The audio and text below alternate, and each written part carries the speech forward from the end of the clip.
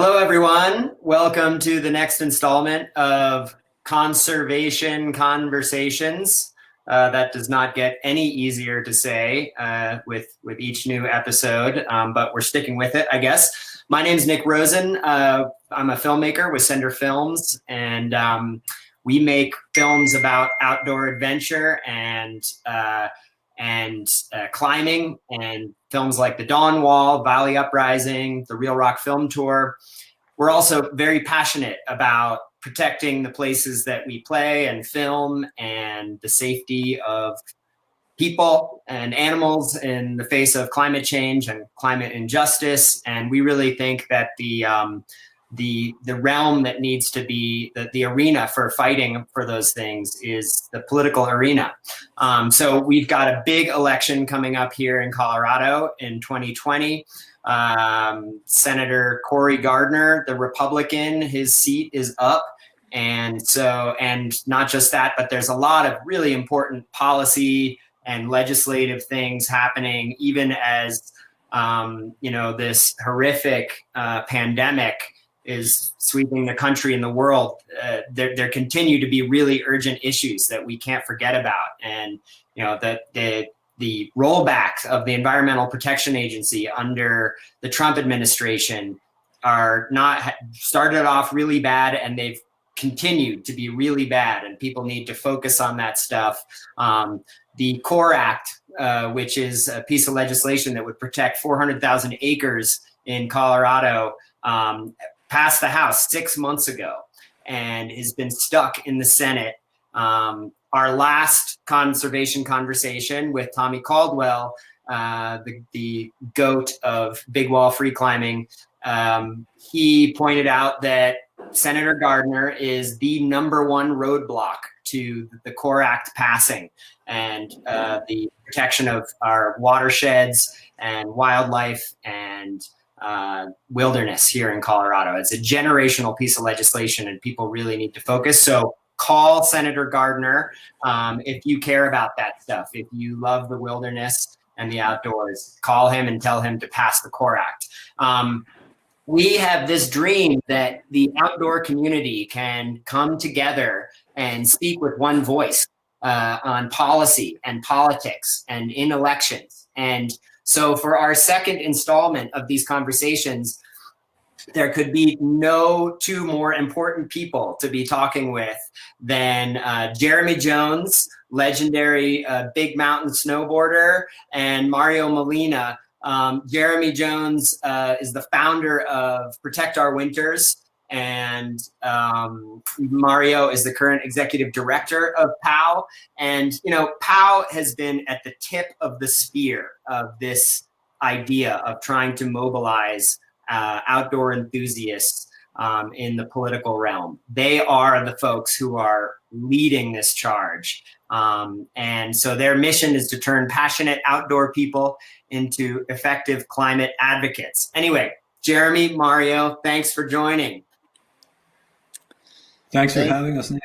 Yeah, where yeah, Jeremy, you're in a cabin somewhere? Where are you? I am deep in the California mountains. I have my picture of that reminds me of where I came from, which is Cape Cod, Massachusetts, 200 feet above sea level, the highest point on Cape Cod. So naturally, I'm a pro snowboarder.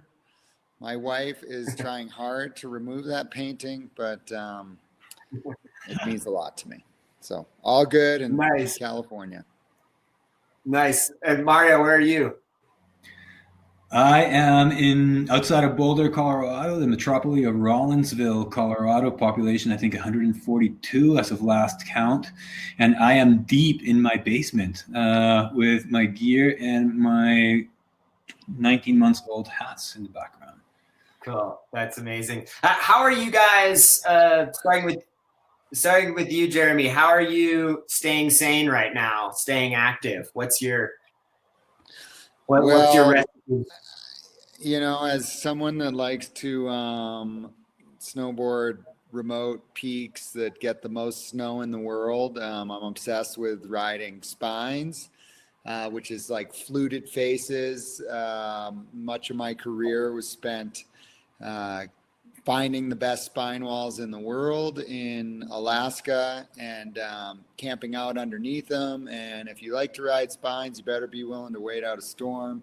And so this kind of forced downtime has, my house is a lot bigger than my tent, which we've had, 10-day storms that have pinned us down.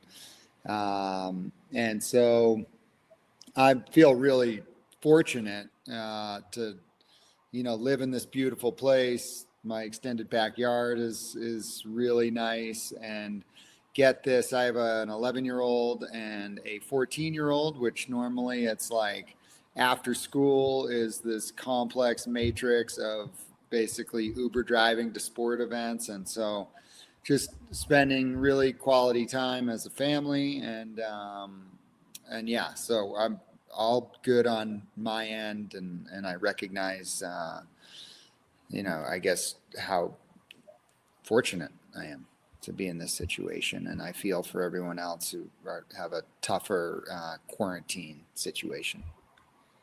Absolutely.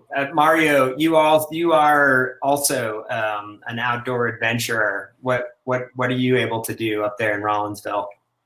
Yeah, thanks. Well, I share multiple passions, and I'm pretty mediocre at all of them, which is great because I get to tap into, exactly, right? So usually this would be the start of climbing season. So I'd be getting out to Boulder Canyon and, El Dorado Canyon. So with the stay-at-home orders, we're pretty strictly quarantined here. It's been a lot of hiking, which is good for the soul and the family time, and exercising those activities that you don't usually practice. And pretty excited right now about mountain biking. So snow is starting to melt at about 8,000 feet around here, and so it'll be a good time to pull out the mountain bike, and you can stay pretty socially distanced. And that beautiful Frontier Jones snowboard in the background will probably have to wait until next season.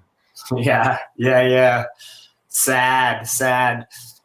Cool. Well, so Jeremy, first of all, I mean, like many people, I've just been a huge admirer of you as an outdoor athlete before I ever knew about Protect Our Winters. Watching your films, both as a filmmaker and a skier, I just have been so inspired watching your films. The steep faces that you ride, those fluted lines, and as someone who really has kind of pioneered backcountry adventure snowboarding, I'm just blown away by you. Though I do have to admit that when I first heard about Protect Our Winters, I really underestimated you guys, actually, because I don't know, I just heard, Jared, the snowboarders starting a climate change organization. Is this going to be another one of those things where, it's this feel good, maybe some awareness raising, and, you get a cool hat with a pom-pom, and everybody, gets to kind of pat themselves on the back for buying a carbon credit or just being a good citizen or whatever. It could have been this kind of milquetoast, ineffectual, and a lot of people in the industry talk the talk. And so it's really kind of easy to get cynical about athletes and their kind of public profile approach to serious issues like climate change. But I have to say, I underestimated you guys, and I was wrong, because you guys have taken a really bold approach to this. And I guess, I don't know, I'm really curious to hear, how you, and I guess for people who don't know, POW is, not just a nonprofit organization dedicated to spreading awareness for climate change. They turned their 501c3, which is a nonprofit, and added a 501c4, which means they're really getting in there and doing political action, advocating for candidates, getting involved in elections, doing the stuff that really makes a difference at the margins. And the margins are everything in American politics. The margins are going to be everything for legislation that protects the environment and fights climate change. So anyways, I just wanted to say that off the top. But how did you come to this? How did you go from being a snowboarder to leading an advocacy organization? Well, I guess first off, thanks for the kind words, especially the admiration is mutual. Love the films, always have. I am a really good 5'9" moderate rock climber. So if you're looking for any like someone to take, actually, I have. Ironically, I'm like the most risk-adverse rock climber in the world when it comes to taking whippers. But anyways, wow. Switching to protect our winners, I saw a problem happening.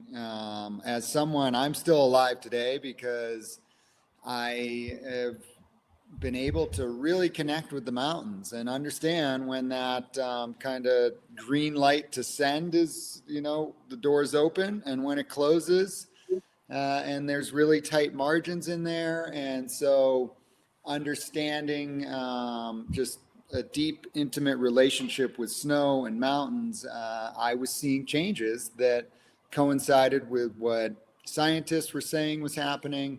Felt like we needed to do something as a industry. I didn't want to do it. My buddy who worked at the surf rider industry was like, you guys got to get your act together on this climate stuff. And I'm like, I know, someone should start something. He's like, yes, that's you. And I'm like, no, not me. But I'm smart enough to know what I don't know. And I guess, I started POW, but quickly was like, reached out to experts in the field and was just like, you got to get over people saying no and just not be afraid to ask, like, hey, I'm starting this organization to slow down climate change. Do you want to be a part of it? And I'd find names in magazines or what have you and try to and get to them. And people said yes, and got really leading scientists involved.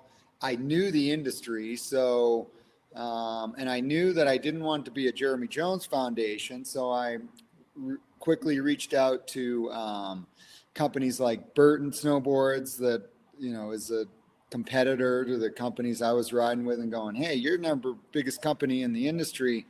You need to get involved. And using different athletes and all our early marketing material, I made sure I wasn't a part of it because I wanted other people to be the face of this, and just really for it to succeed, it would have to be together.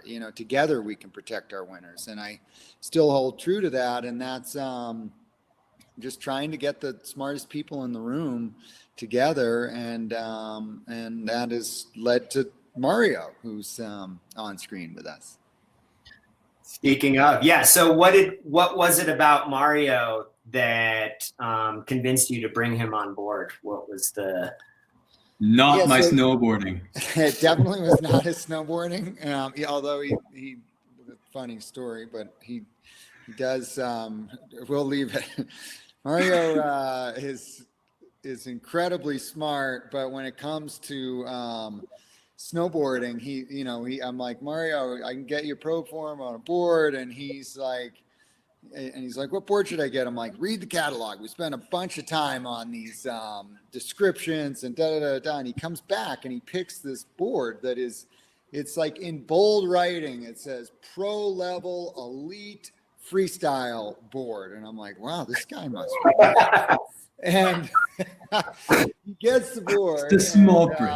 It takes like a year before I get on snow with him. He's like, oh, this is a lot of board. And I'm like, I know. Yeah, that's what pro level elite. And I take one run with him and I'm like, wow, dude, pro level elite, huh? And so hence he's moved on to a different board. I want to approachable, easy to ride board would be the description of that for people of all ability levels.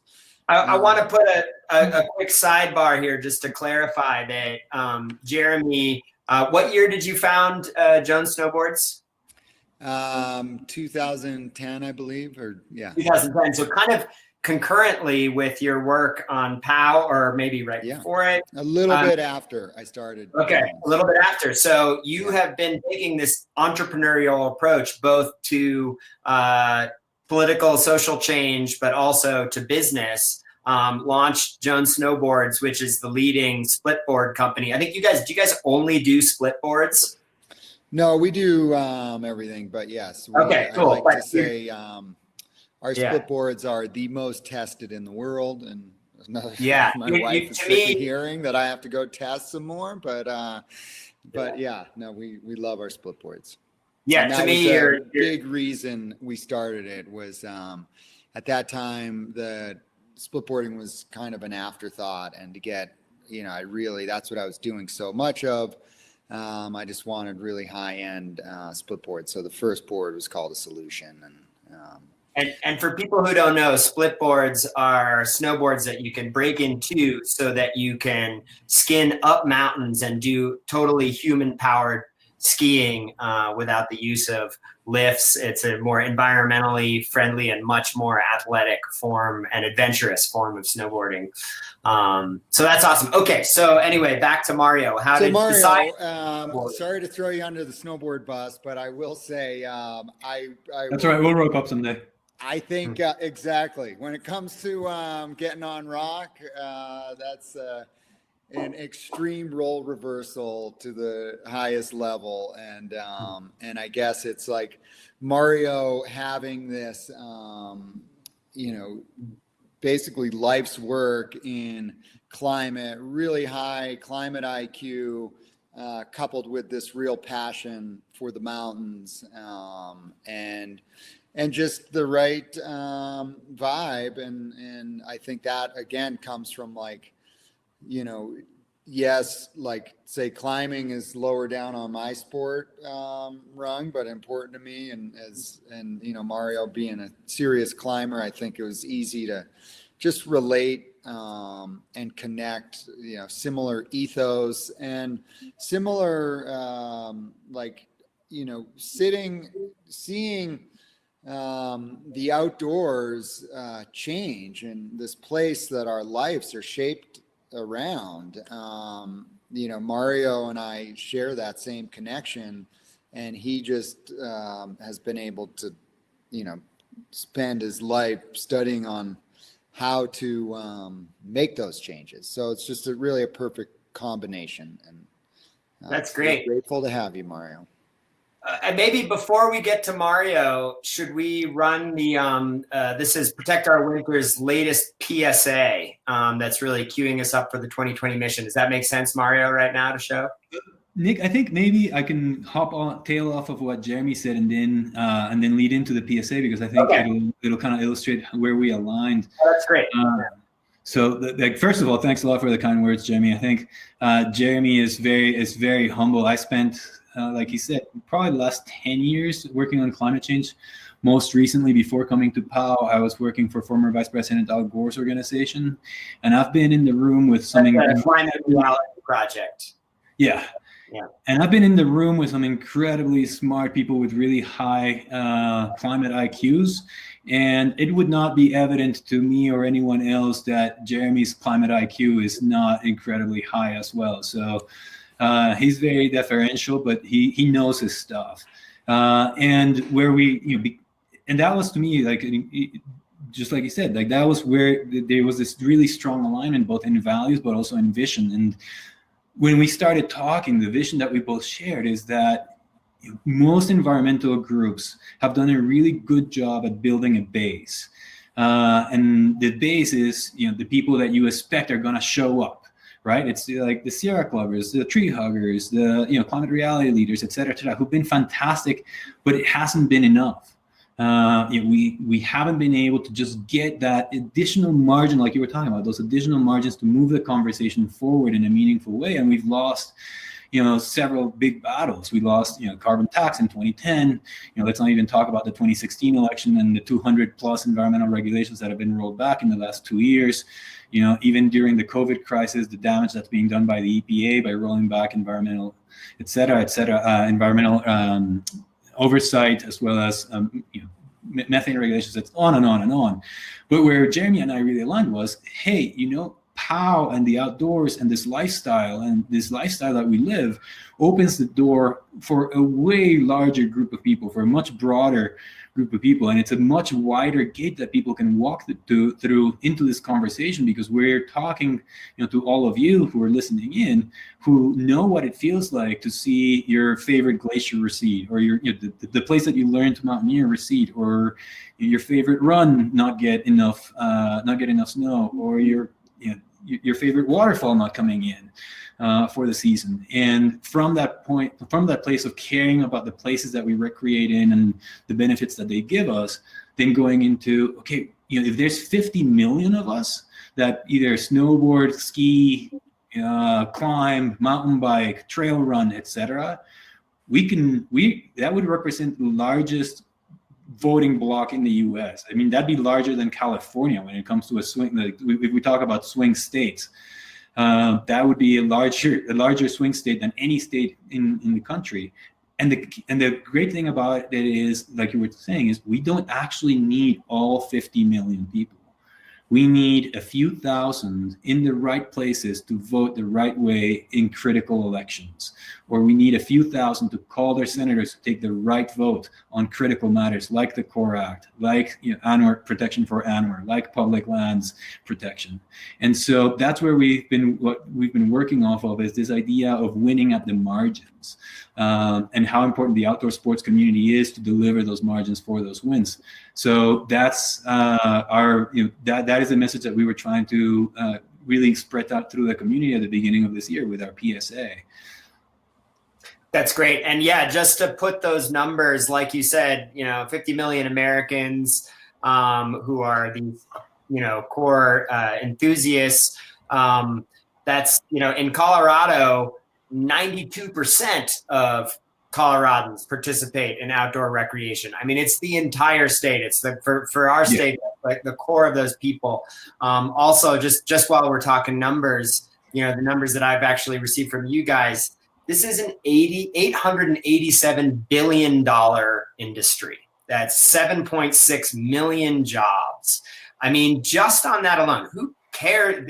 Pretend you don't care about politics at all. Just on a basic economic level, the force of this community and this industry can't be denied. And I don't see how any politician, no matter whether they are carrying snowballs into the halls of the Senate and saying, how could there be climate change? Even that guy can't deny that kind of economic power. And in Colorado, it's $37 billion in consumer spending a year, and 500,000 jobs. So So you've set out this kind of theory of change. I'm curious how you execute that theory of change within the outdoor community. Should we go to the PSA now, or do you want to dive into how? Yeah, I think that's sure. Let's roll the PSA. Let's roll the PSA.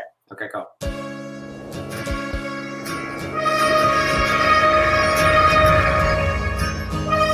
The outdoor community knows the importance of margins.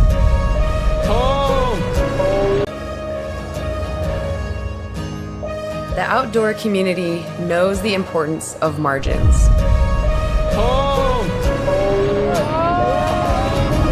Oh, she almost just got swept. The seemingly small efforts made at just the right moments carry enough weight to tip the scale from failure to success. Jessica Diggins going for her first win of the season, and it's Jessie Diggins of the United States. The margins, those places where we are made or defeated, keep us coming back for more.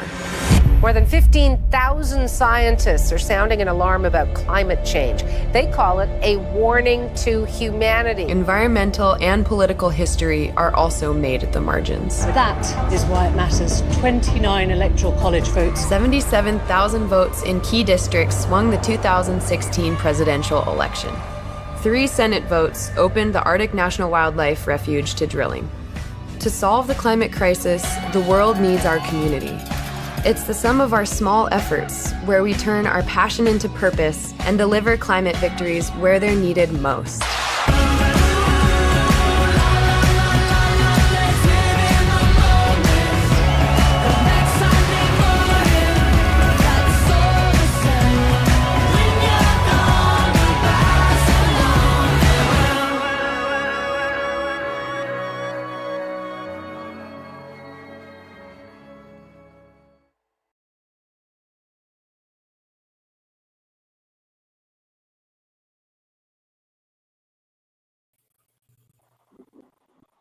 Wow, that's awesome. Nice work on that, you guys. Are we all back? We hear each other? Cool.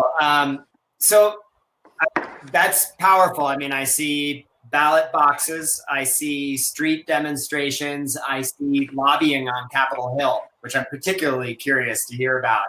I guess one thing, the way to frame this that for some reason it really appeals to me is like, Mario, you and I met at, there was a little cocktail reception for the Joint Committee on Climate Change that the U.S. House of Representatives is holding here in Colorado.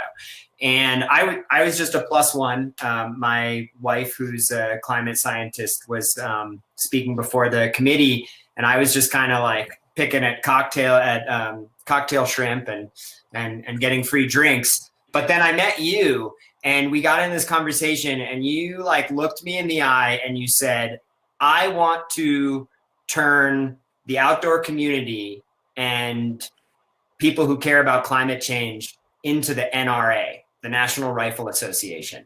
And I was just like, whoa. And I have not been able to stop thinking about that ever since, because as everybody knows, the National Rifle Association has been this very issue-driven, incredibly successful and effective advocacy organization for what they're trying to do. They swing elections all around the country. They manage to prevent any kind of common sense gun legislation from passing anywhere.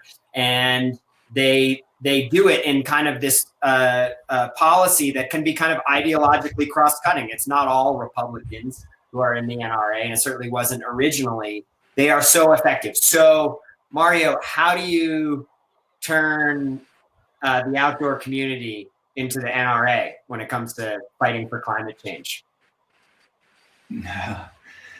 Yeah, so this is an analogy that we've been using at POW for years, and really what it boils down to is what we believe is really effective, and we spent quite a bit of resources last year doing an in-depth study to answer that question.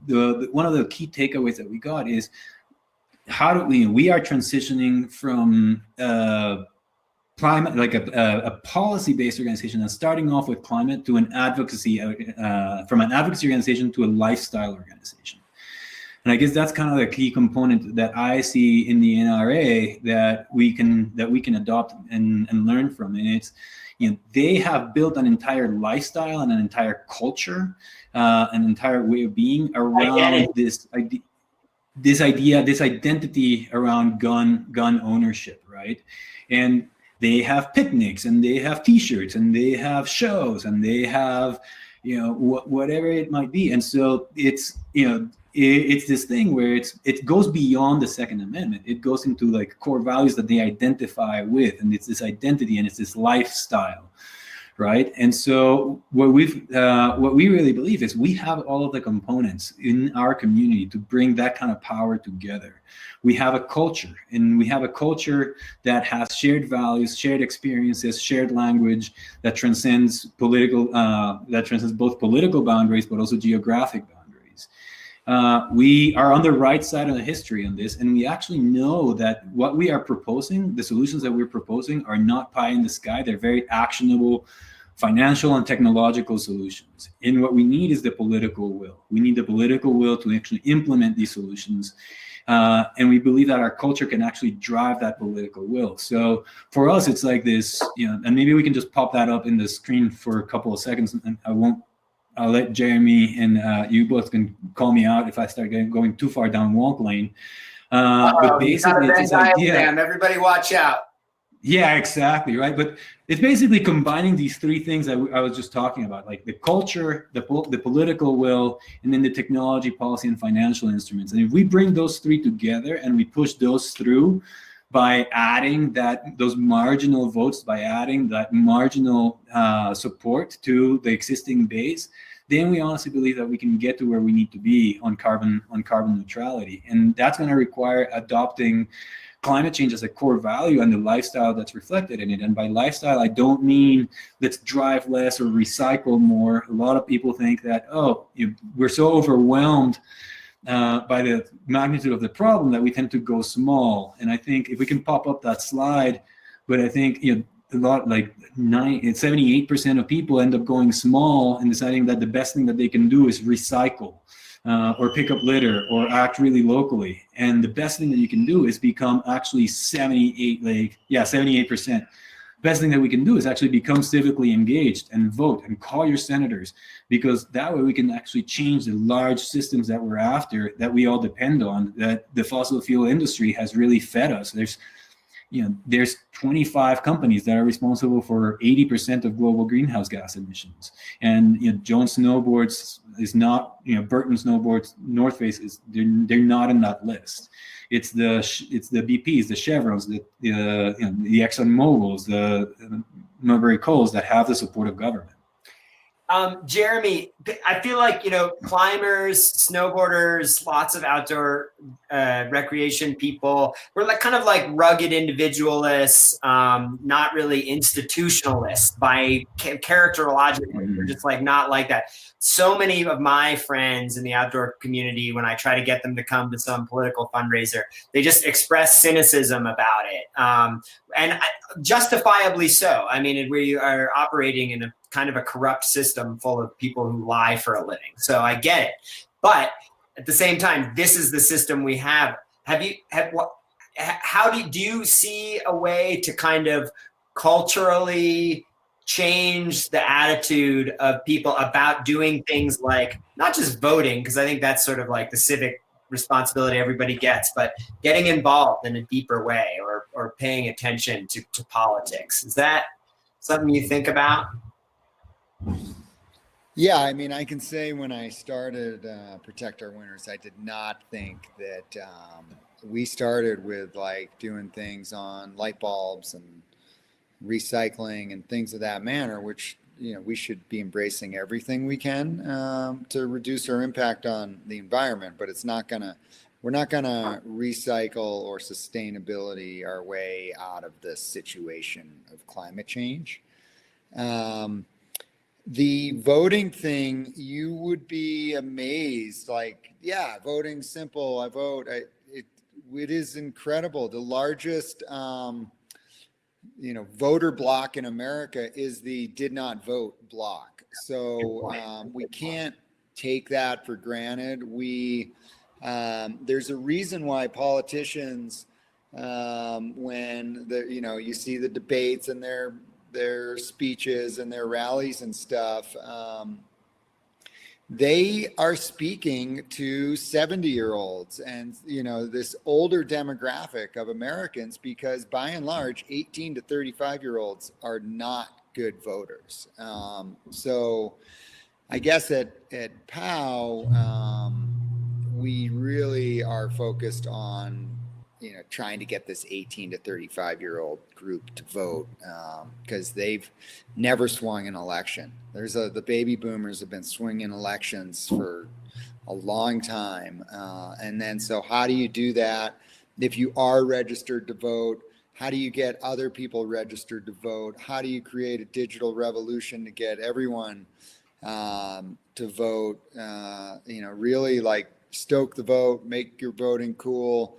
It's this simple thing, but it's incredibly frustrating, and we're still failing at getting out the vote. And so I guess we are really hyper focused on that. That's true, and I don't know why I'm minimizing that. Obviously, that's huge. So voting is. Go ahead, Mario. Oh, sorry, we have a little bit of a delay. I didn't mean to interrupt.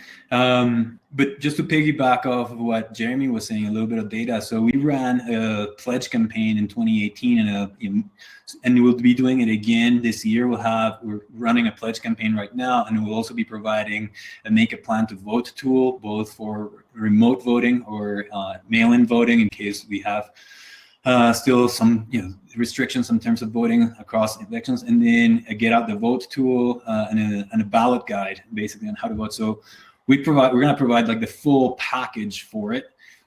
Even having done that, 36% of the people who pledged to vote with us in 2018, so these are people that showed up to an event, that agreed with our message, that said, yes, I'm going to do it. 36% actually didn't vote, because we can compare that then to the voter file. And so, in one way, it's like, oh, it's so frustrating. But on the other way, the way I see it, it's really exciting. There's 36% of people who wanted to vote, who for one reason or another just didn't get themselves to the polls on time.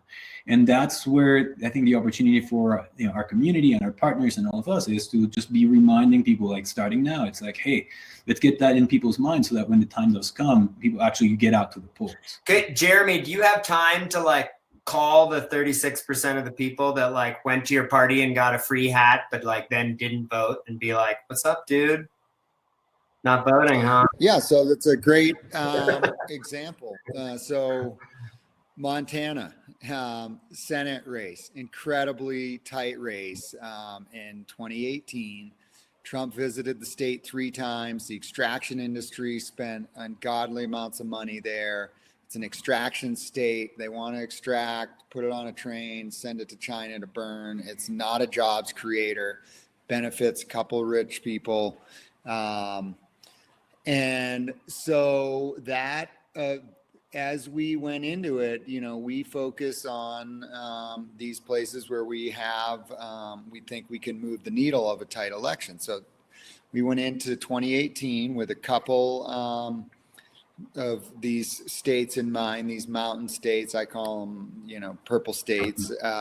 But it became clear the Montana election was getting super tight. So I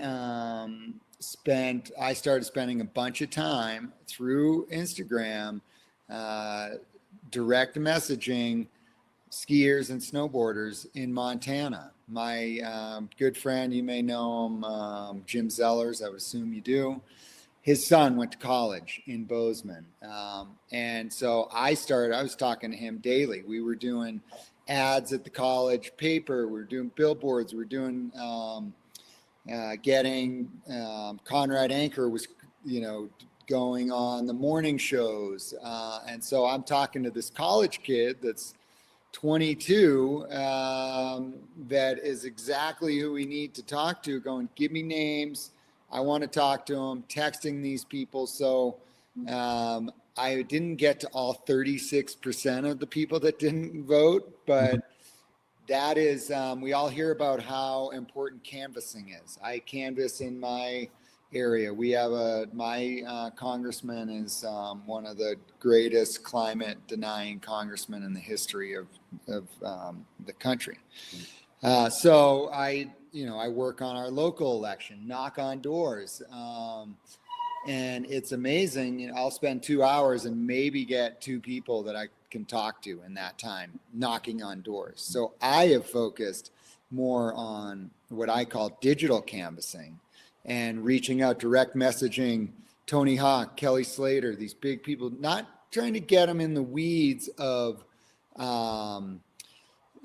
climate. And I'm like, you don't even have to say the word climate, just hashtag drop in and vote. Dropping into this wave was hard. Dropping into vote's easy. You should vote, because we know 18 to 35-year-olds, there's a 90% chance they're going to vote how we want them to. So that Montana election was won by less than 5,000 votes. And we, I can't sit here and say, oh, we got the 5,000 votes, but I can say we for sure helped get 1,000 of those votes and possibly more. So that's what we call taking the scalpel out and utilizing the network at hand. And especially in this current environment, that digitally is how, that is kind of our greatest network is digitally. So in many ways, this current situation helps because people are more connected digitally right now due to the COVID. Yeah. Well, that's super inspiring, man. I feel like we need to bring you out to Colorado in 2020, but no matter where you live. Well, a lot of good people in Colorado kicking ass. Yeah. We have And no matter where you live, group of people doing awesome stuff. Totally. And I mean, we have the presidential election of our lifetimes coming up in 2020, if you care about the environment. So voting is one thing. Legislation is another. Congress is, they're not, I guess, currently in session right now, but they are passing legislation. You guys have actually mobilized teams of athletes to go down there to Capitol Hill in your awkward fitting suits, like bulging out of those things like the angry Incredible Hulk. It's funny to see a bunch of like scruffy, like dirtbaggy looking people, file in there and testify before, the House and the Senate. What has that experience been like? And what are the priorities when you guys go down there? I mean, I guess, it's intense for sure talking, it's like we're so far out of our element, and I've, climbed a lot of hills in my life and figured them out. And I definitely have not unlocked the portal to, success on Capitol Hill. But we learn every time. When we do go to Capitol Hill, we really focus on moderate Republicans with the hope that we can win with, we really need those. So that's our best use of time. Yeah, it's great to go and talk to like-minded people, but we're there to try and figure out how we can move a couple Republicans to prioritize clean air, clean water, and a sustainable future. Mm-hmm. Did you guys do action down there on the CORE Act? Yes. Yeah. Sorry, it was with the House or the? Both. So anyway, obviously the CORE Act, which again is like the a generationally important piece of legislation. It's going to protect 400,000 acres here in Colorado.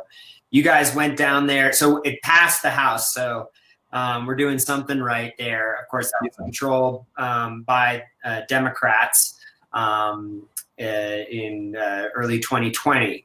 Now it's basically sitting there in the U.S. Senate.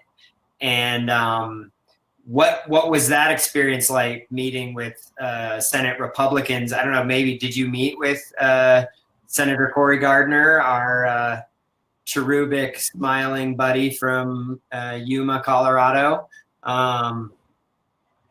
So there's an interesting backstory to this. We actually met with Scott Tipton. Oh, and, okay. So if everybody doesn't know, Scott Tipton is also a very conservative Republican in the House of Representatives, who is in the House was the number one obstacle to the CORE Act. He represents this massive district. If you live anywhere on the western slope of Colorado, chances are you are represented by Scott Tipton, who is up for re-election also in 2020.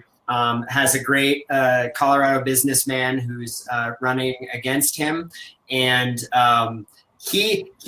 what I've heard is that the reason Senator Cory Gardner is not picking up the CORE Act and putting it on the floor for debate is because Scott Tipton's against it. And so much of the wilderness is on the western slope in his district. And Gardner's sort of saying, well, if Tipton's not for it and it's going to affect his district, then I'm not going to support it. So he can be the focus of a lot of our ire. And if you live on the western slope of Colorado, you need to be calling Scott Tipton's office on a daily basis, telling him to drop his opposition to this legislation so the Senate will take it up for debate.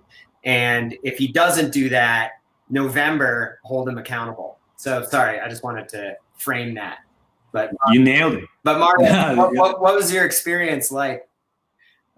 He was very polite, and he was, but what he said, the arguments that he brought against the Core Act as it stood is that there hadn't been enough consultation between the proposers here in Colorado and his office, and that they had actually proposed, the different version of the Core Act, and the different version of the Core Act is like Core Act Light, where there would be, the legislation as it was proposed was really, really solid in protecting some really important both historical landmarks, but it also had this piece in it that allowed for the use of methane from retired mines in the Western Slope to basically repurpose that methane. And that was something that we were all behind, because that methane is just going out into the atmosphere right now, and it would provide actually this really cool test case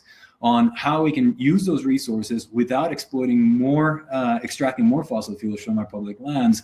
That it's a win-win across the board, in addition to all the conservation measures. But there are those that are, there's a cynical argument that knows that there's a lot of oil and natural gas leasing happening in the Western Slope. And there's a lot of potential. There's a lot of potential for hydraulic fracking there, and there's a lot of interest from companies like Anadarko on the Western Slope.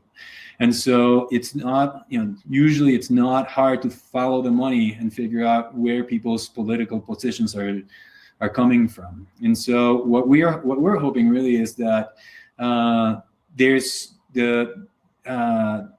Tipton is far more vulnerable this year than he has been in other years. There's a solid candidate running up against him as well this year, and Cory Gardner is also more vulnerable, although it's not a slam dunk. These two elections are, again, going to be decided at the margins. It's going to be on the thousands of votes, like single digits, if I had to predict it. And so it's incredibly important that we become informed as to where their positions have been on climate and public lands, and then speak out our voice on it. And what we heard through the grapevine is basically that it was Cory Gardner who took Tipton's opposition to the Core Act to the White House, and that's why the White House has said that they would be willing to veto it if it actually made it past the Senate.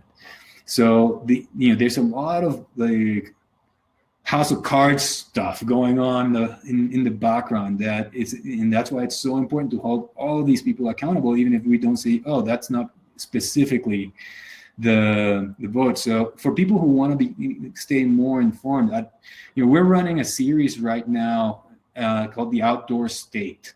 And we're trying to really dig deep into each one of these issues in the different episodes that we're running. And so for people who are interested, if I can just make a shameless plug, I'd encourage everyone to text Outdoor State to 65351 to get registered, and then learn more about all these issues pretty much in depth. Great. 65351. Yep, Outdoor State and 65351. Outdoor State to 65351, and you guys will be plugged in to the incredible process that these two gentlemen are spearheading. I certainly am going to plug into it. So it looks like we need to take some questions from the audience before we run out of time. We have a question from someone that says, for Mario, do you have events coming up that will help me get familiar with reaching out to my senators or introduce me to lobbying? Yes, absolutely. So we are going to be running a digital lobby day as part of our outdoor state campaign, and we will have a training on how to speak to your senators about it. We'll be calling in directly from all across the country on our lobby day, as well as holding meetings with some of our athletes and business leaders with our elected representatives on the Hill via Zoom, and asking people to then call in support of all of these priorities. And so if you text 65351 and sign up, I think the last of our web series will actually be that training. Cool. Great. Another question, I guess for either of you guys. As a Coloradan, I would love to know what I can say to Senator Gardner to get him to support climate change on a federal level. You guys have approached these senators. What can it's very easy to find Senator Gardner's phone numbers, either his office in Denver or in DC. You can call them up. Once they do that, what do they say? I'll speak for Colorado, but then I think Jeremy can speak to his experience as well in his district and all the tactics he's used, because they're definitely transferable. But letting Cory Gardner know that public lands and climate are things that really, really matter to you as a voter, that you will vote on them come this November election. And not only you, but you will also be telling your friends about voting records on the issue. That's great. That's great. And for those of you that would like, actually, on the POW website, we have several short video clips, and I think they're on the YouTube channel as well, of Claire Gallagher and Josh Jesperson making that quick phone call. And we like the way we market it is it takes less time to call your senator and tell them that you care than it does to drink a beer. Yeah. Yeah, you could do it on a ski lift, drinking a beer, warming down from a run or a ride. Let's see. Okay, we got another one coming in. Jeremy, that's Senator Gardner, but how do you talk to your neighbors about climate issues? Especially I would say if you live in a conservative area, neighbors and friends, people who might not be sort of reflexively environmentalist or progressive on these issues. What do you say? Yeah. So I'm on this great journey trying to make this film that I call Purple Mountains, where I do, it's my journey to understand why the country's so divided on climate. And so I've been spending time in Nevada, rural areas, went snowboarding with a hard rock miner. And I guess for starters, it's like start on things you agree with. And try to, find common ground on that and kind of take the teeth and toxicity out of the issue. And then I generally will bring it to science. I mean, if I know it's like a staunch, say, Trumper or, just really on the far side of things, but which I will say to certain Republican congressmen, where'd you go to college? Oh, so-and-so. Wow, that's a great school. You must be proud. Wow. Or how about your kids? Your kids in college? Oh, I'm hoping my kid can go to that college. Oh yeah, I bet you'd be proud. Have your kid at a nice college. And then I kind of politely say, well, I assume you don't let them near the science department. Try to do that without a laugh, because there's not a college in the world that doesn't accept the facts and teachings of science. And so that would be an example with the hard rock miner. I learned a lot about it. Like, these guys are like astronauts. I mean, he's boring. He was driving like a 24-foot diameter machine, cave cutting machine, 700 feet under the earth, underneath the Hudson River. And I'm like, dude, that is like as cutting edge science as you can get. And he's like, absolutely. We got science, we got engineers. And I'm like, that science is coming out of the same colleges that the climate science is coming out of, and the body of work on.